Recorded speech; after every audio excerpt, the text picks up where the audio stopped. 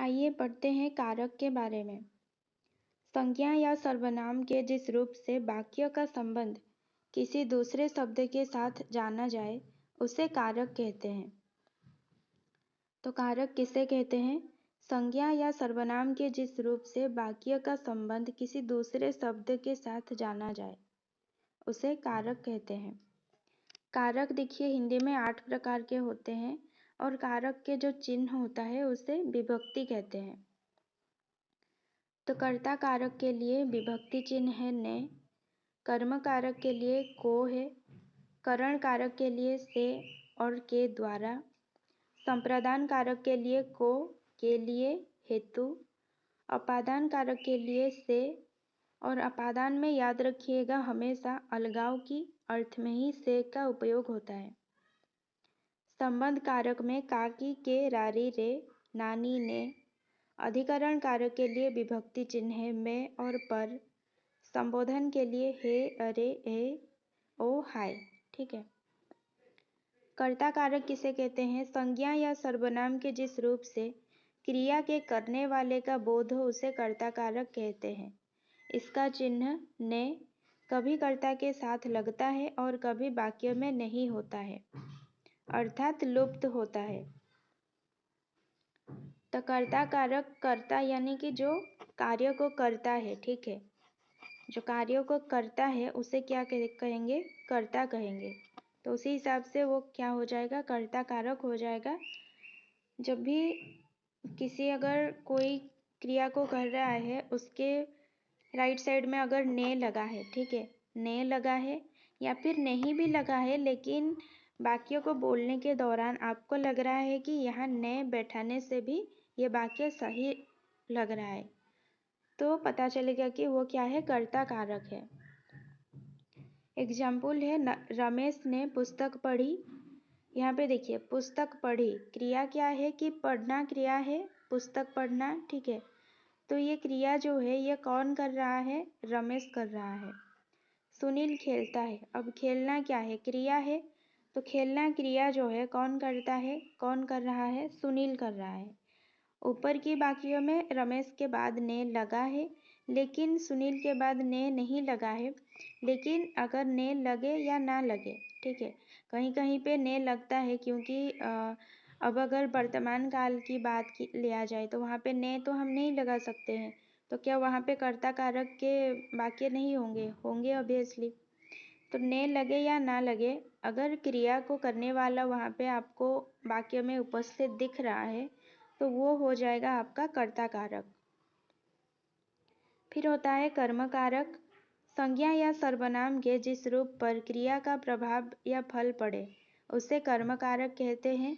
कर्म के साथ को विभक्ति आती है, इसकी यही सबसे बड़ी पहचान होती है। कभी कभी वाक्यों में को विभक्ति का लोप भी होता है। तो यहाँ भी देखिए जैसे कर्ता कारक में ने लगता है, कभी कभी ने का लोप होता है। उसी तरह कर्म कारक में कभी कभी को लगता है, कभी कभी को का लोप हो जाता है। जैसे उसने सुनील को पढ़ाया। अब यहाँ पे उसने सुनील को पढ़ाया, ठीक है, तो यहाँ पे कर्म कारक क्या हो जाएगा? सुनील हो जाएगा। सुनील को लगा है तो सुनील को यहाँ पे सुनील नाम देखकर आप लोग यहाँ पे कर्ता मत कीजिएगा, क्योंकि यहाँ पे जो उसने पढ़ाया, तो जो पढ़ाया जो क्रिया है पढ़ाना, इसका फल किस पर पड़ रहा है? सुनील पर पड़ रहा है, इसीलिए सुनील को क्या हो जाएगा? कर्म कारक हो जाएगा। मोहन ने चोर को पकड़ा। यहाँ पे मोहन ने चोर को पकड़ा, तो जो क्रिया है पकड़ने की उसका फल जो है किस पर पड़ रहा है? चोर के ऊपर, इसीलिए चोर को क्या हो जाएगा? कर्म कारक। कहना और पूछना के साथ से प्रयोग होता है, इनके साथ को का प्रयोग नहीं होता है और ये भी क्या होते हैं? कर्म कारक। अक्सर यही क्वेश्चन में आता है कि छात्र जो है शिक्षक से 2 प्रश्न पूछे, ठीक है, छात्र शिक्षक से 2 प्रश्न पूछे, कारक बताइए। तो यहाँ पे हम देखते हैं कि शिक्षक के बाद से लगा है और से कहाँ लगता है? संप्रदान में लगता है, अपादान में लगता है। तो अपादान तो नहीं होगा क्योंकि अलगाव का अर्थ नहीं है, तो कोई कोई क्या करते हैं? संप्रदान में टिक करते हैं, लेकिन वो गलत होगा। देखिएगा, जब कहना या पूछने की बात आए, जैसे कि कबीर ने रहीम से कहा, मोहन ने कविता से पूछा, कहा हो या पूछा हो। अब यहाँ पे बीच में हमेशा ना फोकस क्या करना, सेंटर पे, ठीक है। बीच में मोहन ने पूछा, ये छोड़िए कर्मकारक में, बीच में देखिए कर्मकारक हमेशा आपको बीच में ही पता चलेगा। यहाँ पे भी देखिए बीच में ही होगा। सुनील को, चोर को, क्या है, बीच में है। यहाँ पे भी कबीर ने रहीम से, मोहन ने कविता से, रहीम से कविता से कहाँ है, वाक्य के बीच में है, ठीक है। तो कहना पूछना के अर्थ में अगर वाक्य के बीच में आपको से दिख जाए तो वो क्या अपादान या संप्रदान नहीं होगा, वो से क्या होगा, कर्म कारक हो जाएगा। उसके बाद है करण कारक। जिस साधन से अथवा जिसके द्वारा क्रिया पूरी की जाती है उस संज्ञा को करण कारक कहते हैं। इसकी मुख्य पहचान से अथवा के द्वारा होता है। करण कारक, सॉरी, यहाँ पे मैंने से संप्रदान के लिए कहा, लेकिन से क्या होता है, अपादान और करण कारक के लिए, ठीक है। संप्रदान के लिए तो को के लिए होता है। तो करण कारक में क्या होता है, जिस साधन से अथवा जिसके द्वारा क्रिया पूरी की जाती है उस संज्ञा को करण कारक कहते हैं। इसकी मुख्य पहचान से अथवा द्वारा है, ठीक है, के द्वारा। तो देखिए, जब हम कोई कार्य करते हैं या तो हम किसी निर्जीव वस्तु के सहारे करते हैं, है ना। जैसे रहीम गेंद से खेलता है, अब वो खेल रहा है किससे, किसके द्वारा खेल रहा है, गेंद के द्वारा, ठीक है। या फिर या तो हम किसी निर्जीव वस्तु से काम कराते हैं, मतलब खुद काम करते हैं, जैसे चाकू से फल काटना, ठीक है, तो लकड़ी से मारना।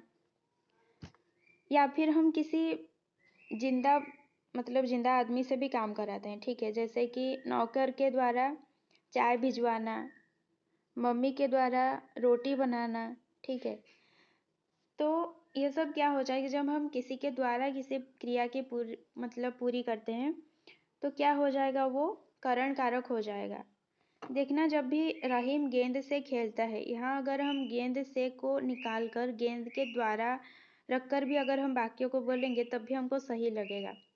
और जब से को काटकर के द्वारा लगाने से भी वाक्य हमें सही लगे तो समझ लीजिएगा कि वो क्या है, करण कारक है, ठीक है। तो क्या है, जिस साधन से अथवा जिसके द्वारा क्रिया पूरी की जाती है उस संज्ञा को करण कारक कहते हैं।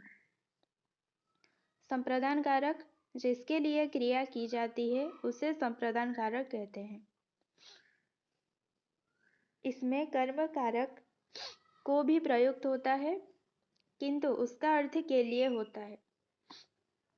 जैसे यहाँ पर देखिए करण में से होता है, लेकिन से का अर्थ क्या होता है, के द्वारा, ठीक है। कर्म कारक में जो से लगा होता है वहां पे से का अर्थ को क्या होता है, को, ठीक है।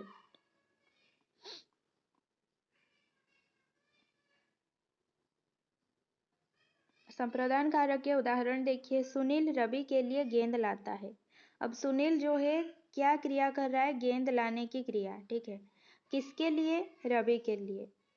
हम पढ़ने के लिए स्कूल जाते हैं, तो हमारे द्वारा जो क्रिया हो रही है वो क्या है, स्कूल जाना, ठीक है।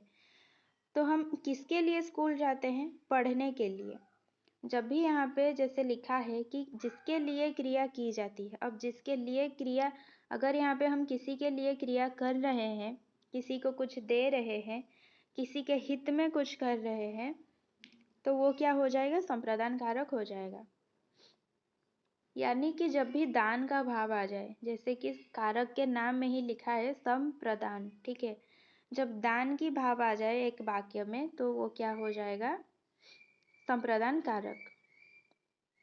अब अपादान कारक, अपादान का अर्थ है अलग होना। जिस संज्ञा अथवा सर्वनाम से किसी वस्तु का अलग होना मालूम चलता हो उसे अपादान कारक कहते हैं। करण कारक की तरह अपादान कारक का चिन्ह भी से है, परंतु करण कारक में इसका अर्थ सहायता होता है और अपादान में अलग होना होता है। यहाँ पे देखिए बहुत अच्छी मतलब लिखा है कि करण कारक में इसका अर्थ सहायता होता है। जब भी हम किसी के सहायता से कोई क्रिया करते हैं तो जिसकी सहायता से हम उस क्रिया को करते हैं उसी सहायता को क्या कहेंगे, करण कारक, ठीक है। जिसकी भी सहायता, चाहे कोई वस्तु हो, चाहे कोई आदमी हो, चाहे कोई भी हो, जिसकी भी सहायता से हम कार्य करते हैं उसे क्या कहेंगे? करण कारक। और अपादान में क्या होता है? अलगाव का भाव हमेशा रहता है, हमेशा। अपादान कारक के उदाहरण: हिमालय से गंगा निकलती है। अब हिमालय से गंगा निकल गई है, ठीक है, तो गंगा क्या है? हिमालय से अलग हो गई है। ये क्या हो जाएगा? अपादान कारक। और भी कुछ होता है, जैसे कि तुलना के अर्थ में। अब अगर हम तुलना कर रहे हैं दो व्यक्ति के बीच में कि राम जो है पतला है और श्याम जो है मोटा है। देखिए यहाँ पे राम पतला है और वो मोटा है, मतलब श्याम क्या है? राम से बिल्कुल अलग है, ठीक है। अलगाव का अर्थ हो गया, तो वो क्या हो जाएगा? अपादान कारक।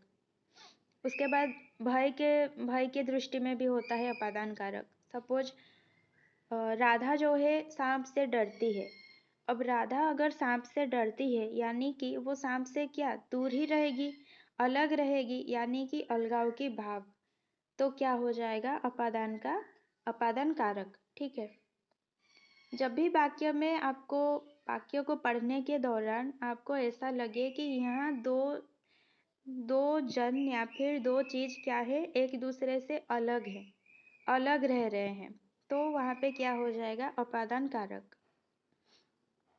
संबंध कारक में क्या होता है? संज्ञा अथवा सर्वनाम के जिस रूप से एक वस्तु का संबंध दूसरी वस्तु से जाना जाए उसे संबंध कारक कहते हैं। उसकी मुख्य पहचान है काकी के, रारी रे, नानी ने। अब ये बहुत इजी है। राहुल की किताब मेज पर है। अब किताब किसकी है? राहुल की। किसकी, किसका? जब ऐसा कोई मतलब ऐसा क्वेश्चन करने से उत्तर आए जैसे कि राहुल की। अब सपोज आपकी किताब आपने मेज पर रखा है और टीचर आके पूछे कि ये किताब किसकी है, तो आप क्या बोलेंगे? सर मेरा है, ठीक है। तो किताब का जो संबंध है वो किसके साथ है?